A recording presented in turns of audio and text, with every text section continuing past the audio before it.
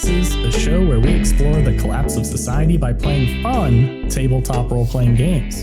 I'm your host, Stu Masterson, and I'm joined by two beautiful paint colors. Ooh.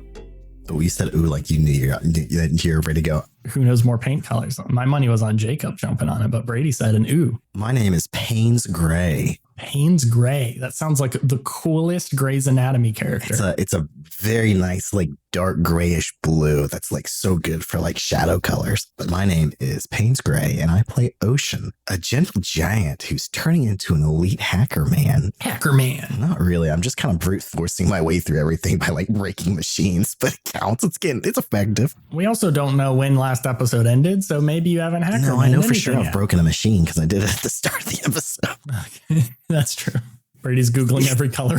No, I have one. He's Googling furiously. And I am Brady McDonough, the paint color yellow pink, which is a color I've been using a lot recently because I'm doing a painting for my sister. Aww. And I play yellow pink. Yeah, it's just called yellow pink. That's it's a really pretty. boring name, but It's a nice color. Look it up. Yellow. I can probably very easily discover what yellow pink. Just I think I'm saying it right. Hold on, let me get my paint set. I don't think you are, because yellow and pink those don't mix. That's like brown. Yeah, they're pretty close to being on the opposite sides of the color spectrum. Or it's just red. Yellow pink color. One of the two. This color doesn't exist, Brady. You sirs owe me an apology. Where's the camera? When I search for yellow pink, I only get pictures that are yellow and pink. I don't know what color that is. I can't see it. It's a pinkish. It's a yellowy pink. Okay, I cut out almost all of this just so everyone knows. But Brady has been trying to show us a color that doesn't exist for 10 minutes. And every time he holds it up to the camera, it's literally not a color. And it's the name of something that doesn't make any damn sense because it's called yellow pink, which is not a mix of things unless it's red, which is not. Okay. You see right on the cap, that's white. There's nothing on. And then, what do you mean? I'm talking about right here. This band. I think it's your webcam is so bad it just shows as white. Yeah, your webcam is just not showing the color. Showing as white. It looks good to me. I can't. I am astounded that you guys cannot conceive the idea that there is a color that is a mixture of yellow pink and pink paint. Whenever we Google yellow pink, it just shows yellow and pink right by itself. My brain cannot imagine what that would be. But you're not trying hard What enough. is the color? Yellow. You fucks. It's just a spectrum. Well, in my case, I used it as the sunset reflecting off of a wedding dress. Well, your tone. painting looks beautiful.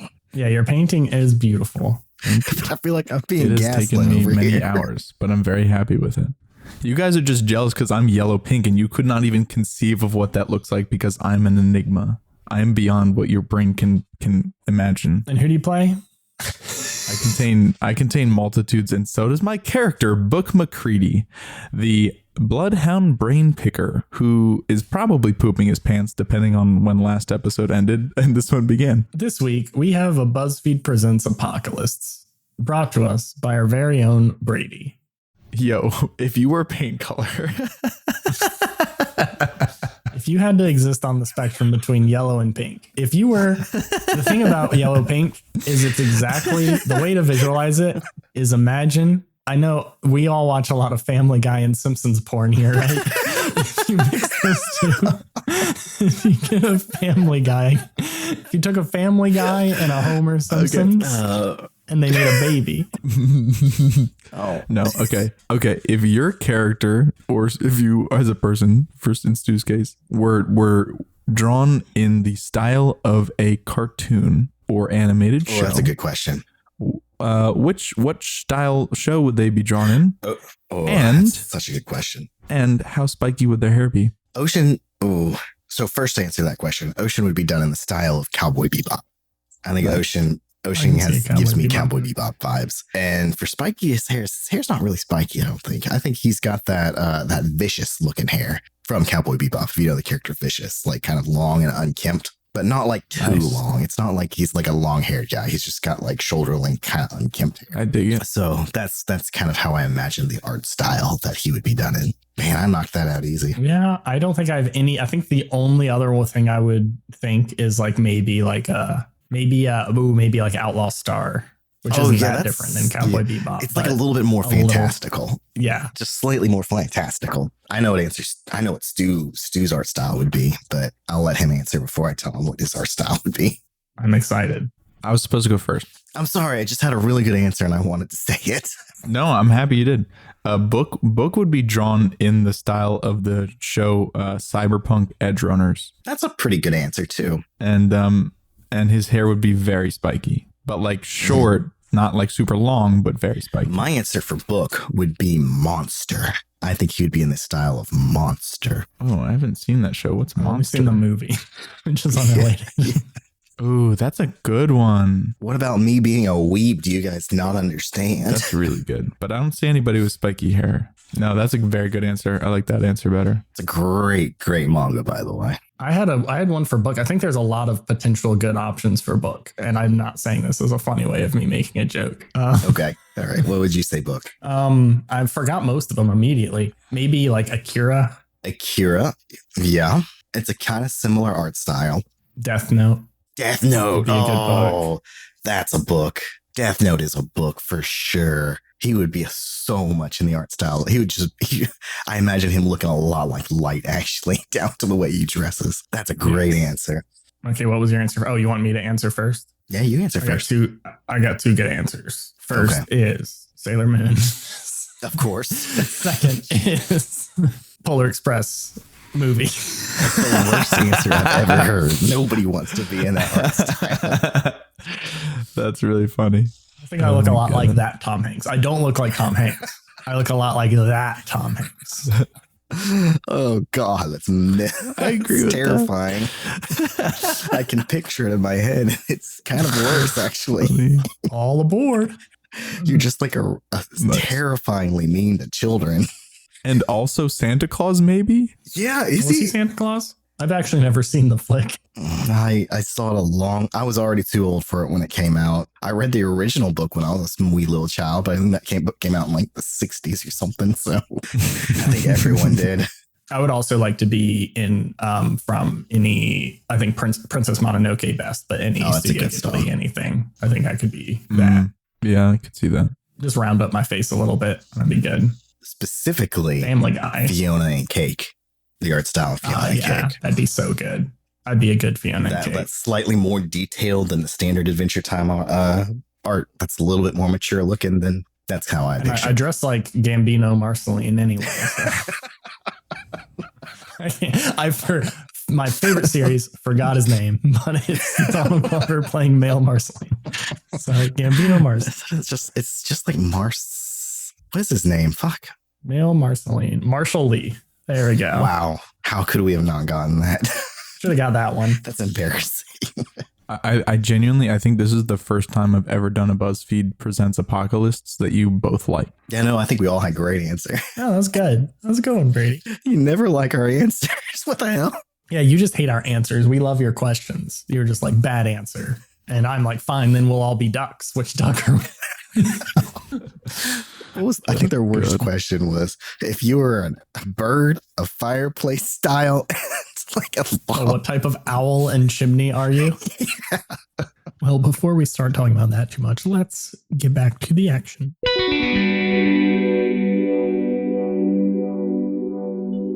Previously, you guys are reaching the climax of your attack on the tower. You broke into a security room and activated a looping message that opened everyone's mind to the many truths that Book has unlocked over the last many episodes. Through security cameras, you saw that it directly had an effect on some people at least. And then your message was suddenly cut off and a loud alarm started blaring, which I will not repeat during this episode because it would be annoying. Ocean turns to Book. We've got to get to the overseer's room. I think that's the only way we can shut this down at this point. And I think I know whose ass I can kick to get a key card to get in there. I like it. I've got some unfinished business with one General Grubbins. All right, Stu, I tap on my deep earplugs. Come in. Who am I talking to? Come in, Randy Candy. That's a robot. Hold on. Wrong one. Leave that in. Hey, Book, is that you? Yeah, Randy. I need you to patch me into Fake Suvius.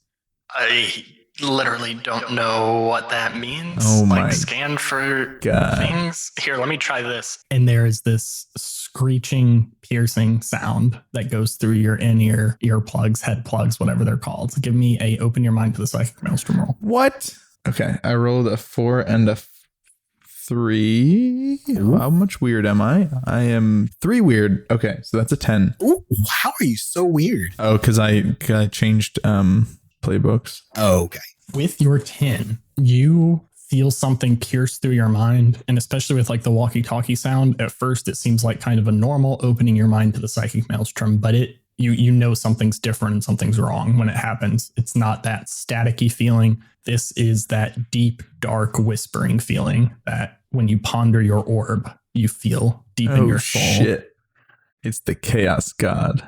You immediately feel like there's thousands of eyes staring at you in every direction. And they kind of look like stars in the distance. It's not too different than the moons on the ceiling of the temple you were just in, but you realize they're just unblinking, staring eyes. But one of them has a little bit of kindness in it. That doesn't really undo the fact that there's like a million that do not have kindness in them. But one of them has a little bit of kindness in it.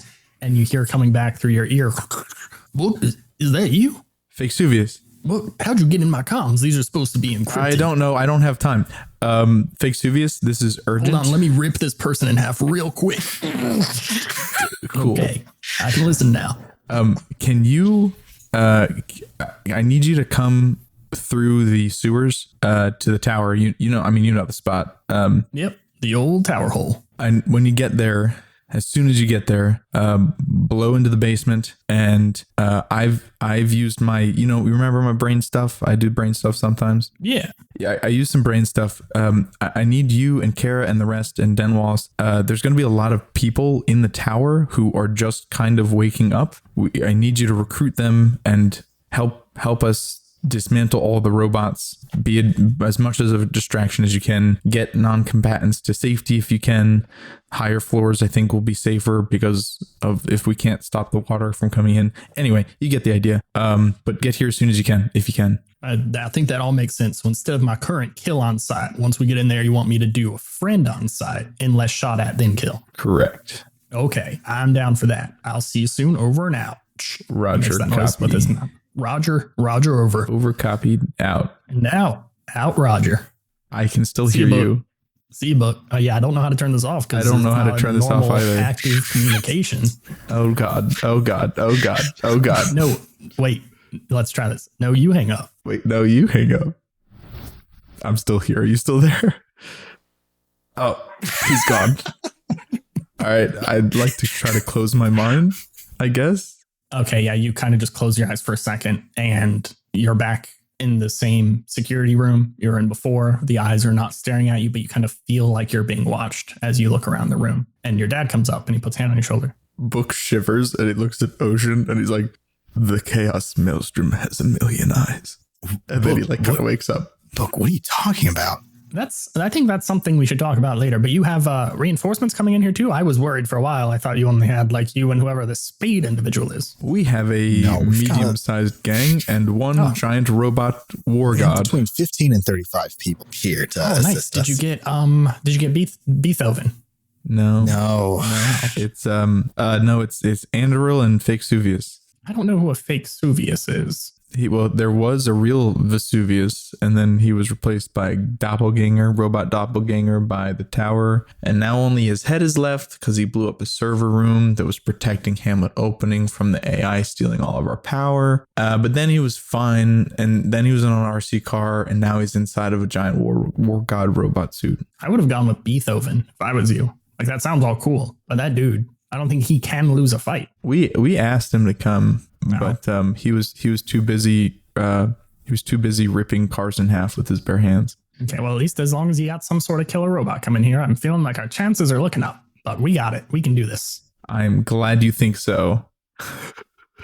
You then hear a huge smashing sound in the direction of the elevator, where poor Mr. Trashcan Mark II was waiting as that elevator rockets downwards. No! As another one smashes on top of it and it stops about halfway and you see Spade and they say, okay, it's go time. Hurry up. Fucking get on this shit. And they throw a gun to you, Ocean. Ocean grabs it. Did she just kill Mr. Trash Can?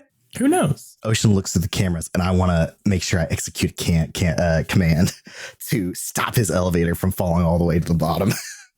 So I reach forward, grab the gun, tap the key code to save Mr. Trash Can. You see a little dot on a screen that looks like a sad face as it's plummeting down floor after floor. And you hit a little emergency stop sequence, and it comes to a close and it switches to a smiley face. You almost killed one of the best men we have ever known. Try and be careful, okay? Yeah, we don't have time for careful. Come on, let's go. And they throw the cane sword to Book. Nice. I give it to my dad. Oh, we've got 2 people with us. Spade, this is Charles and Mike. One of them's cool and the other's fine. I can't tell yet. You don't worry. You'll figure it out. So y'all climb up onto Jump the on elevator. the elevator. Yeah, and I grab my gun. Yeah, my so gun we're from back to Spade. fully kitted, or do we just have the one gun that they took from us? Got everything back except the stuff you bought with Tower Bucks that you've used. So those are the only things you don't have. Everything else you got. I'll argue I have not used up my government cheese. You haven't used all of your government cheese yet. You hop on to this elevator. Spade starts poking some buttons in some control panel in the corner of it, and it starts going up pretty quick, like a normal elevator speed, I'd say. It starts going up. And Spade turns to you, Book, and goes, hey, do you trust me? Like, fuck no, dude. But yeah, fine. It's not like we have much of a choice. No, I was really hoping you'd say no. That would make this much more exciting. And Spade takes out their knife, cuts through this thick metal cable that's holding the elevator, and it immediately like pauses in the air for a second and then shoots off in a diagonal direction. What? And immediately the elevator shaft opens up into this huge open area. It looks like you're in like a server room in every direction. Just you cannot see the end. It's just chamber after chamber. It's shaft after shaft in every direction. As you're shooting off in this diagonal direction, you see these blue lights flashing past you as you're going up at a dangerous speed. And you notice, looking over the edge, other elevators that are also rocketing towards you.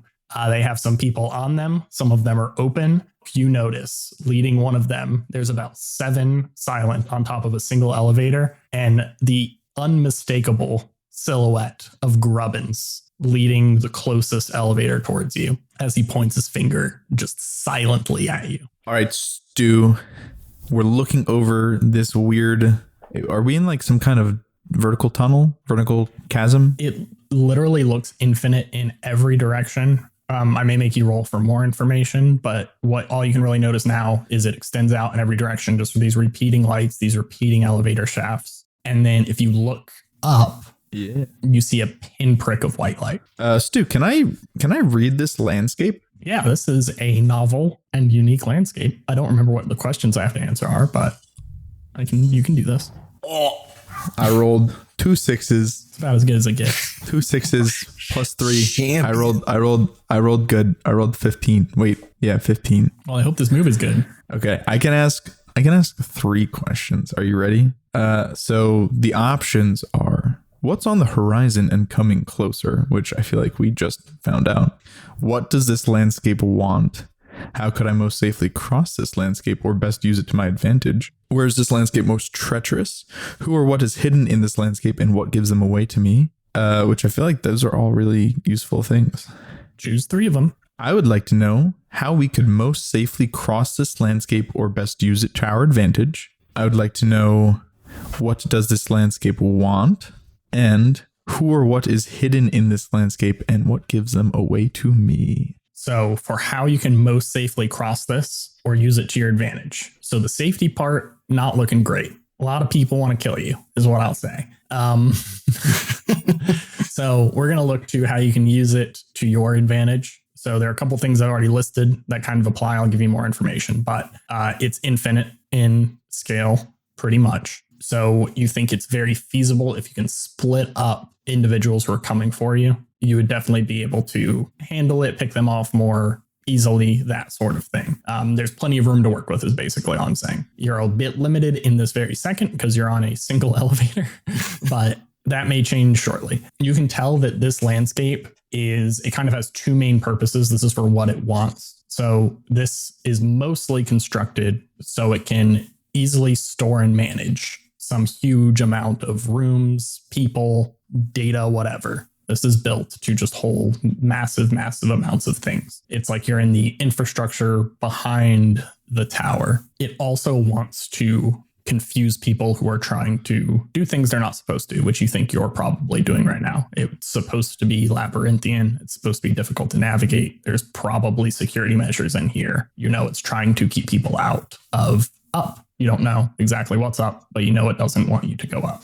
Ooh. And what is hidden and what gives them away to you. So you start peering out over the edge, and like I said, it's nearly infinite, countless different elevator shafts. And your main focus has been on who seems to have mobilized the quickest, which are Grubbin's group of Silent. But you notice more and more elevator shafts start getting blocked out. The light kind of gets covered up for a second, and you realize there's elevators coming up through them. You can't tell who everyone is from this distance, but I'll say something that you should be aware of and know is that there are more groups of Silent coming up, and they don't necessarily look like they're going to help you, but for some reason they were slower than Grubbins' group, who jumped on it right away. I think as a combination with your previous role, I can give you a little more information that they... how much should I tell you? I want to tell you everything. I don't think there's any reason not to. Okay, so you think your move basically did nothing to the most robotic of Silent. You've met some Silent in the past that are pretty much just robots. Machines. Right. Yeah. Your move does nothing to them. But I think you can infer by the stance of these other approaching people that there may be some individuals who it did work on, but still want to get to you for some reason. You don't know exactly why. Maybe capture you, maybe kill you, maybe drink your blood, something like that. But based on the truths you told them, they do not mean you well. That's fun. But it is significantly less than all of the Silent who are down there. It looks like well under half, probably a third at most of the Silent are encroaching on you. All right. Well, Ocean, I think we have to go up. How far up do we need to go? All of the way. All the way up. Okay. Ocean turns to Spade. How do we get this thing to go up? So you're going up, but at an angle right now. You're going at like a diagonal angle based on how the cord was cut. Okay. And Spade turns to you and goes, it's a little difficult to control it very finely, but there's these kind of pulls of energy that come in each direction. If you can try to angle it towards any of those, you may have some luck kind of straighten ourselves out and going more straight up. Okay. Good luck with that. And they swan dive off the edge. Wait, where are you going? Classic. You look over the edge. As you say that, you look over the edge, and they plummet downward and smash into the top of one of the groups of Silent that's coming up. Not Grubbin's group, one of the ones that is further down, and starts kicking them, shooting them, cutting them with a tiny katana thing. Oh, hell yeah. Nice. That's cool. Okay. So we still need the key, the security clearance, right? Yep, probably. You know there's another security clearance, and you only have level 5. Okay. Is Grubbins coming towards us? Not only is he coming towards you, he is accelerating towards you. Oh, shit. They are catching up. Stu, how's my spike gun looking? Roughly functional. Not particularly useful at long ranges. Oh, right. I believe. Oh, wait. I have my regular guns back. Yep. You got all your weapons. First things first. Ocean's going to give Grubbins the benefit of the doubt, even though he knows he's a giant asshole and he knows he's not going to help. But before he does his sick plan, he's got to make sure things are. Well, first, how many cables are on this elevator? There was this one central cable that Spade cut that was holding it up like it looked like a normal ass elevator series of cables, which I know isn't just one thing, but there was one big section that they just kind of paired off like an apple off your thumb when you're an old dude sitting at a Cracker Barrel. And it started shooting off in a diagonal direction. Now, as you touch this elevator, you feel, I'm not going to make you roll your roll because you would still get at least one success probably on it anyway. But you can kind of see it since you know it's there, but you feel it's being guided in almost every kind of axis from the top by these like mostly intangible streams of light that exist that seem to be pulling it upward. And you can feel it stronger in the direction that you're going, but there are still these anchors that probably could somehow be used if you were a crazy all-knowing AI to redirect a specific elevator to where it needs to be. Okay. But right this second, you're just along for the ride. Okay. So Ocean turns to Grubbins and shouts, Grubbins, we've got to deactivate this AI. People are going to die. I need your security clearance. Come with us. Give me a sway someone roll. Oh, shit. I didn't think you would even humor me. Okay. It's a full-ass failure. Wonderful. It's a 6. Hey, just so you know, it was really just going to determine how quick he's going to shoot at you. Okay. As you're saying that, you get through like 90% of that sentence when you see him pull up a very large sniper rifle type weapon. As you hunker back down, just a second later, there's this beam of energy that shoots through and just melts the corner of the elevator. It just like massive plasma ray blasts upward and just sizzles it away like it was nothing. Ocean turns to Book. Yeah, I knew he was probably going to do that, but I would feel bad doing what I'm about to do if I didn't at least try.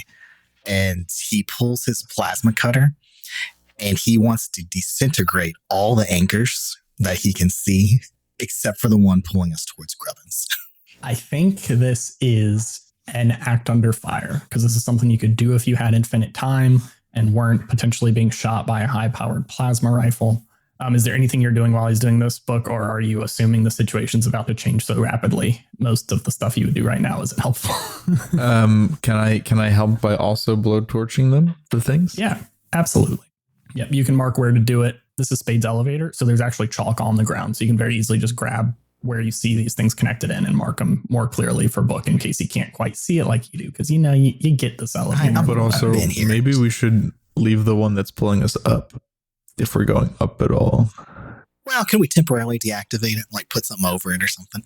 I don't think blowtorching something. You said you used the phrase disintegrate. Oh, yeah. So I want me to swing towards Grubbins. I want to be on a fast track straight towards him at this point. We have already established that Ocean has the power to unweld things.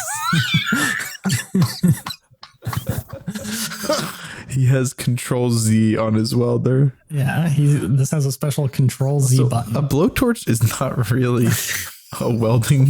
It's a plasma cutter. It's a plasma cutter. It's even worse at welding. It was described to us as a blowtorch. Here's my logic here.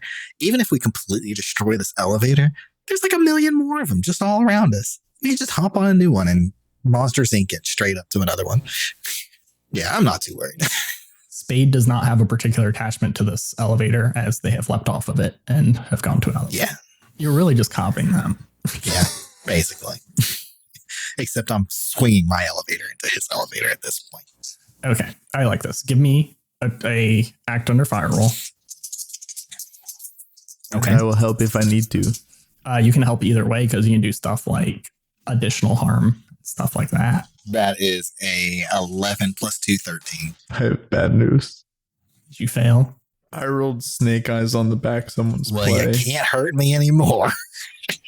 It's a -1, right? Yeah, but still a 12. But it says be prepared for the worst. Yeah, no, it's still bad to fail on helping someone. That's why helping someone's always risky. You bastard. But your thing works. Your thing works. That's how it is. If you succeed on your roll, your thing works. Okay. There's just an additional problem that a book gets into that I will explain right now. You guys cut the very last whatever magic ass cables that are guiding these things around. And before that, it starts getting really unstable.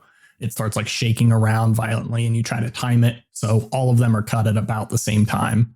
So it ricochets out towards Grubbins, which is what you're trying to do, right? You want to like literally smash into it. I want to smash into his elevator. You time it perfectly. You don't have enough hands to cut all of these points at once, but you kind of balance it out. You do like one on each side until you're basically a string between two opposite corners.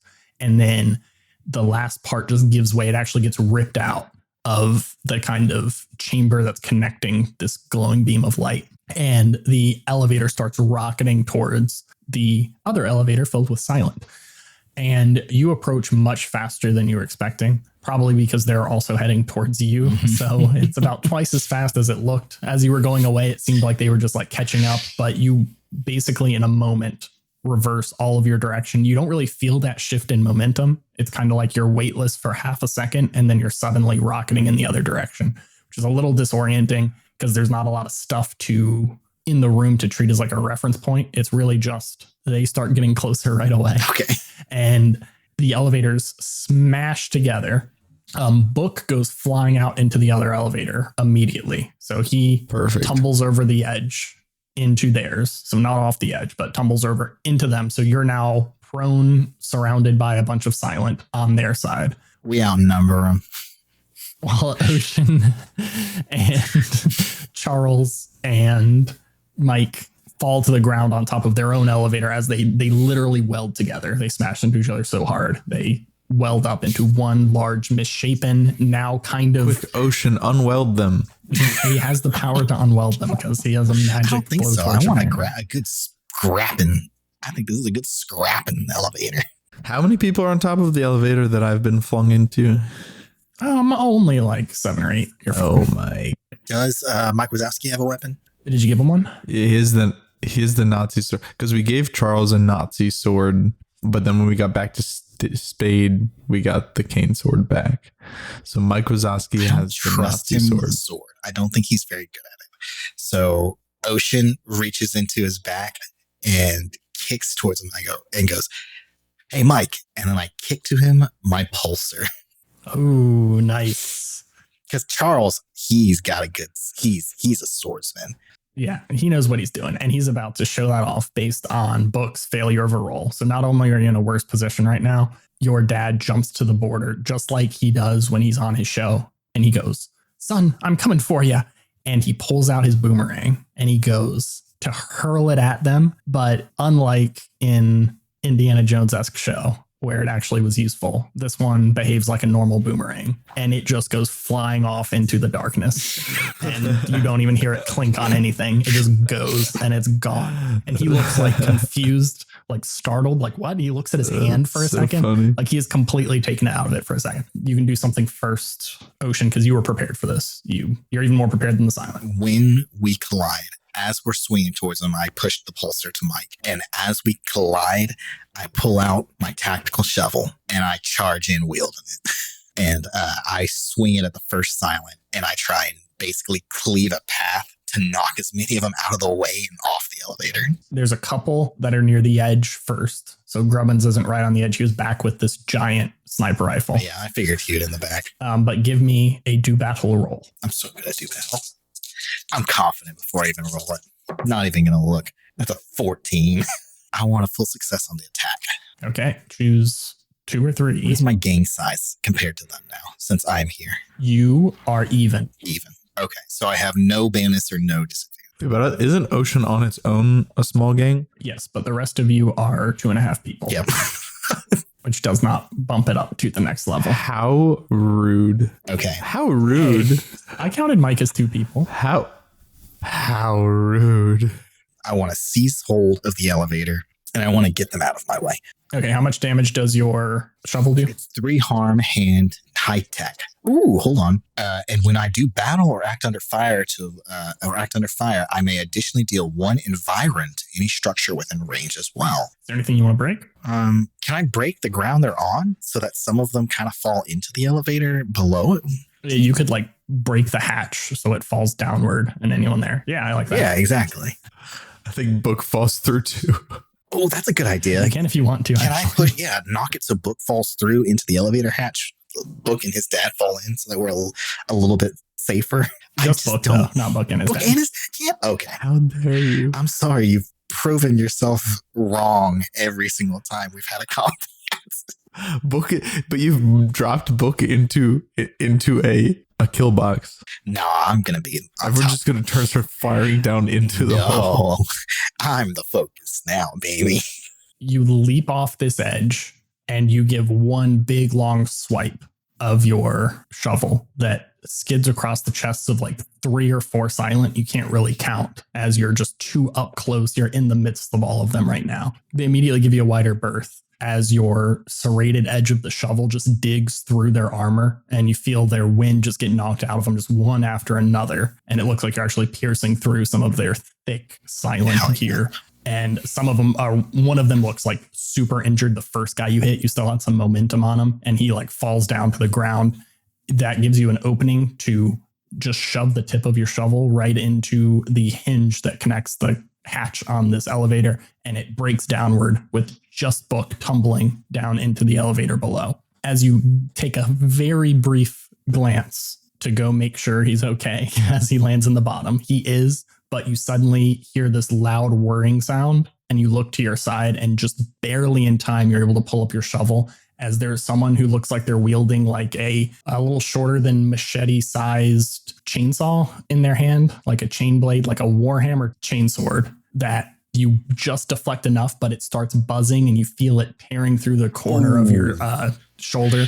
And you do take 3 harm. 3? Because you have your I do. Sexy bodysuit, right? It's 2, and I get a +1 from something else, right? You normally do because your size advantage. I don't know if you get it right now. Yeah, in that case, I probably just have, because we're gonna say armor doesn't. Because I remember I had some armor, like a helmet or something, that gave me +1. That doesn't do anything an additional to your bodysuit. So okay, actually, that's only 1 harm then. Yeah, and it's actually cool. The bodysuit, you feel it actually catches all of the teeth of the little tiny chainsaw that's going into you, and it doesn't it still feels terrible, but it's like bunching up on you instead of letting it just dig through the meat into the bone. They've definitely given you some breathing room. Grubbins is the only one who didn't take a step back when you did this, so he's still in the same spot right now. He's holding the giant sniper rifle in one hand. You don't think it's probably the right weapon choice for the distance you're at anymore, but he's still holding it in one hand. And then with his offhand, he goes and he tears off his sleeve from his shoulder down on the same hand that's holding the sniper rifle. And you see it's a fully metal, just rusty, gears all over the place arm with this sharp pointed elbow. Oh, God. He looks excited. Stu, from inside the elevator, do I have like a shot at any of these people? Yeah, so you fall onto your back on the bottom of this elevator. It clambers down. It's like the hatch is like busted. It's not like it's a good like chunk of the middle. So you can still see a lot of what's going on up top. Okay. Like you could probably take a shot at most people if you wanted to. That will draw attention back to you, but yes. Yes. Can I take my CO2 spike gun and reload it and then aim it at the metal arm and just blast it off? In this situation, give me an attack someone roll. Stu, am I rolling do battle? No, you're actually rolling attack someone right now because Ocean has driven them back. If he chose different options there, it would be do battle. He gave you just enough breathing room. Oh, no. See, this is why I pushed you into the elevator hole. Oh, no. I rolled that 2. This is why I pushed you into the elevator hole. Or is that a 3-1 It's this a time? 3-1. Okay, that's good. You're getting better. If you keep improving by 1 each time, you'll be good. It doesn't feel better. You gave me such a bad time for getting you out of the fight. Here you are. Rolling a 2. I'm having a good time. Oh, wait. I unlocked an improvement. That's good. You may want to choose something right now. I would like to unlock the brain picker move, the Maelstrom Manifest. You can unleash the world's psychic maelstrom as a destructive physical force. Ooh. Environ equals psi. Close to far can't be brought to bear on a specific target, though. That's pretty sick, actually.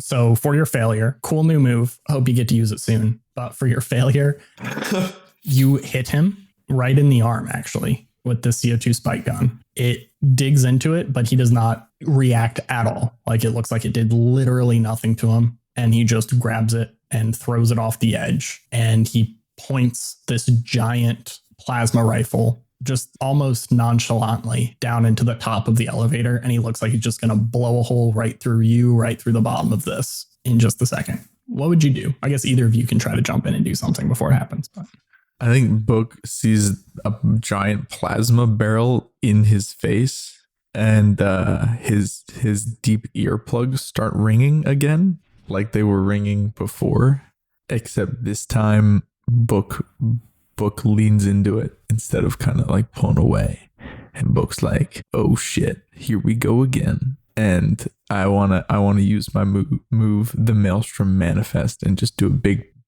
burst of psychic maelstrom power. I think you gotta explain how this move works. I don't think you've How does it explained look? it So first. you're saying this is coming from your new side of the chaos gods. Yes. So Book pictures all the eyeballs, and they were looking at him before. Book pictures them all like all the eyeballs kind of like rolling into the back of their heads, and just like millions of the white eyes. Eye juice. The Scalia? Is that right, Jacob? The sclera Doctor? is the whites. Scalera? Sclera. So Book pictures all these eyes rolling back into the back of the eye socket, and then they all pop. Oh, Gross. As they pop, so too, how much environment harm does it do? Environ equals psi. Close to far. It does environment damage equal to your psi harm. Well, my psi harm is only 1. One environment is equivalent to 4 harm messy. 2 harm of it basically can blow through a vehicle when it's brought to bear against a single non-structural target, which you can't do with this move, but it's equivalent to 4 harm armor piercing. All right. So you blow up this elevator.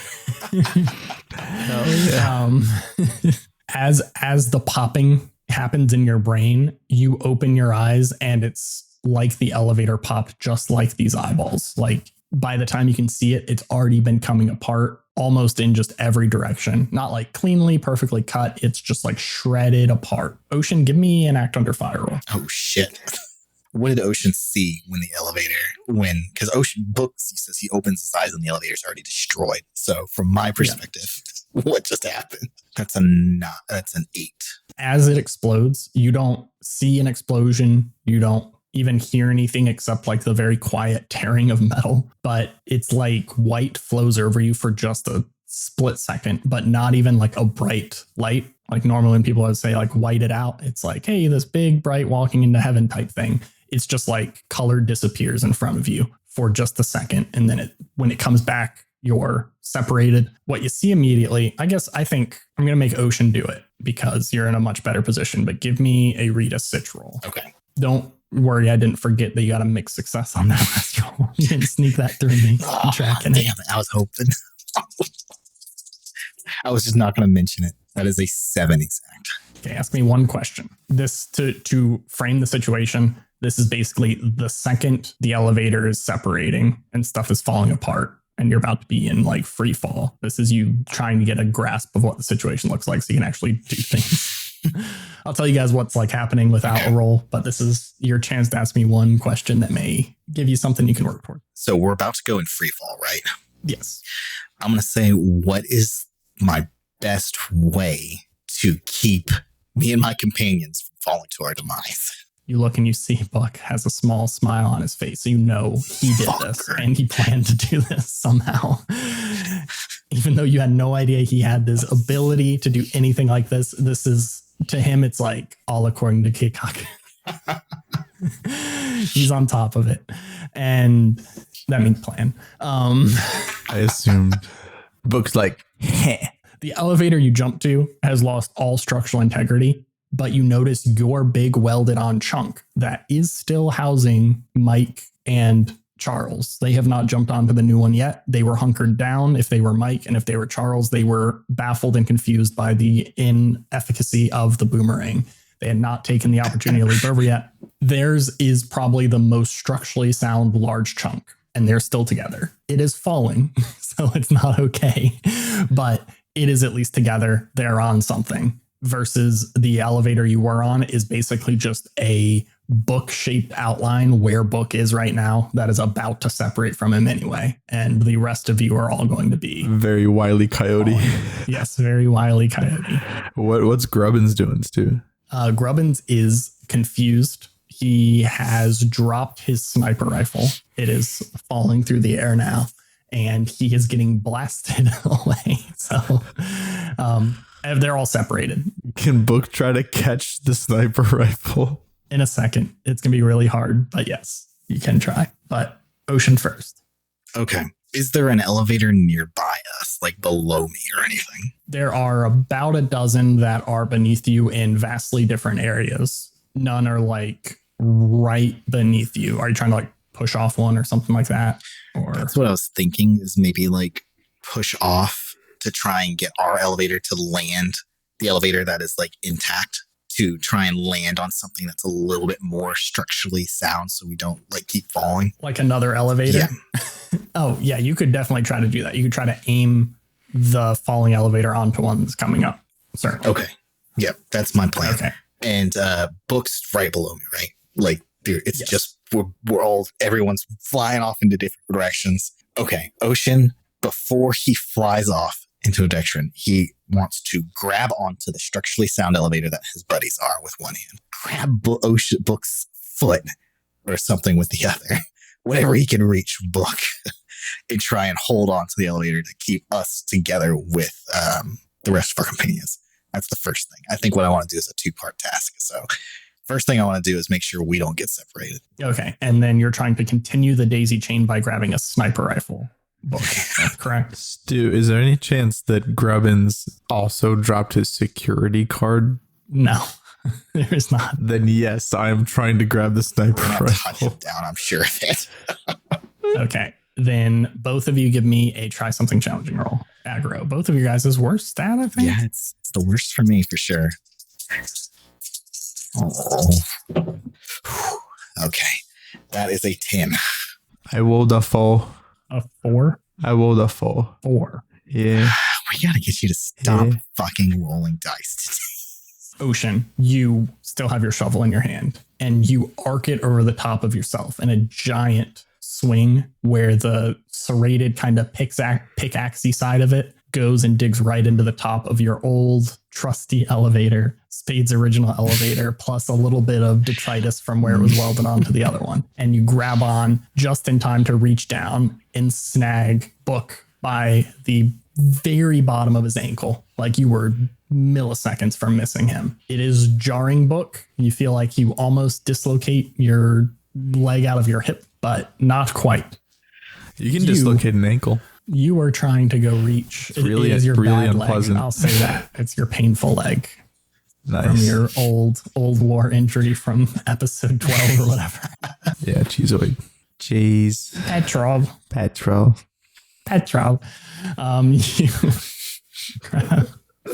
Do you know Cheeseoid, Jacob? No idea what you're talking about. Everyone who's listening to this, don't go watch Cheeseoid. Watch cheeseoid. It's not good. It's really good. You go and reach out for this sniper rifle. There's almost a second where you're actually mad at Ocean because he stops you from being able to reach even further. And you can tell it's just out of your grasp. And you look at him and you realize he may have just saved your life. It's probably worth it. But then you feel something grab your outstretched hand. And it's Grubbins. Oh. And he Sparta handshakes you. And his hand is so massive that you feel it fully curl around your forearm. His pinky and thumb touch around your forearm. Oh, God. His massive weight pulls down on you as well. Stu, I would like to draw one of my hidden knives. Okay, with what extra hand? Oh, you have one extra hand. I forgot you're upside down. I have been played the fool. Okay, you draw your hidden knife. I want to stab Grubbins in the eyes. Okay, this is a do battle, so he will be hurting you back. By the way. Uh-oh, maybe not. No, well, but if he lets go, then we can't get his security card. That's true. Stu, okay, I take out my hidden knives. Is his security card visible to me? Is it like on his jacket or something? This is a hard situation to really take it in. I don't know if I should make you read it. I don't think this is a charged situation. I think it's kind of after that point. This is a messy situation. Yeah, it's definitely a messy situation. I'll say it's hard to see exactly where it is. You don't see it super visible on him, but you do see with his jacket is open and blowing in the wind, and he has a strap on his, what is it, chest holster? Is that what they're called? Sure. Bandolier? No, not that. For actual guns. Shoulder holster? One of the two. Oh, yeah. You're talking about like under the armpit? Yeah, the one cops have in detective shows, but not in Like cop you'd shows. call it like a I think it's a shoulder armpit holster or something. I know what you're talking about.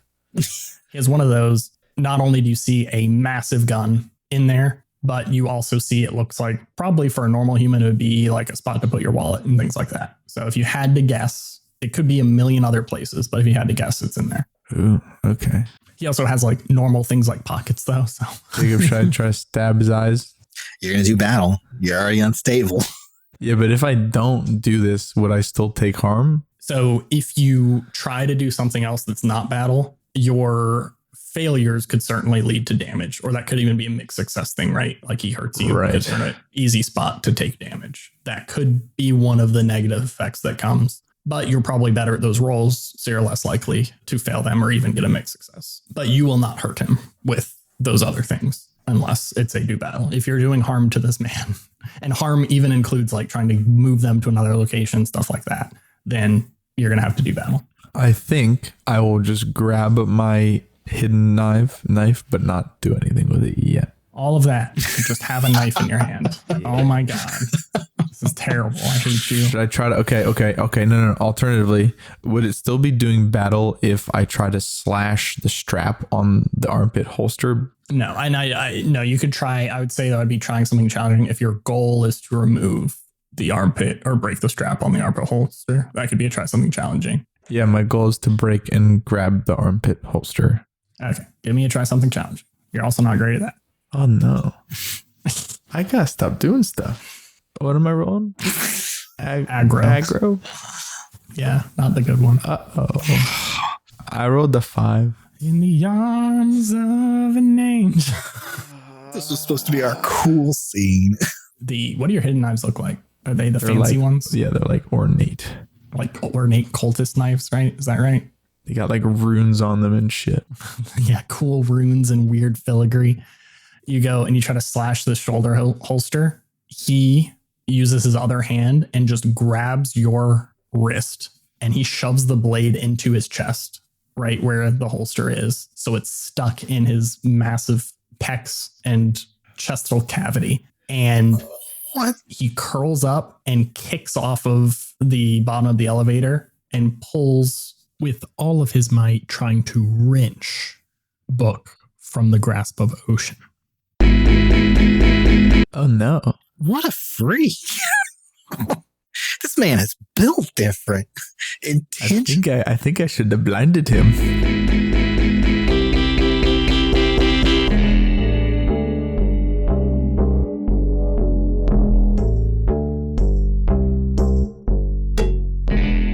Thank you so much for listening to this week's episode of Oops All Apocalypses. If my math and some guessing is correct, there are only 3 or 4 episodes left in this season. Don't worry, we're still sticking around for season 2 and forever after that. But if you do have any questions for recaps, make sure you go ahead and send them to us ASAP, because we may be recording those final episodes and the recap episode pretty soon. The music and editing was performed by Stu Masterson. Brady McDonough made the logo and all of the art. And Jacob holds down our shift keys for us when we really need to write one of those capital letters. Love you, bye.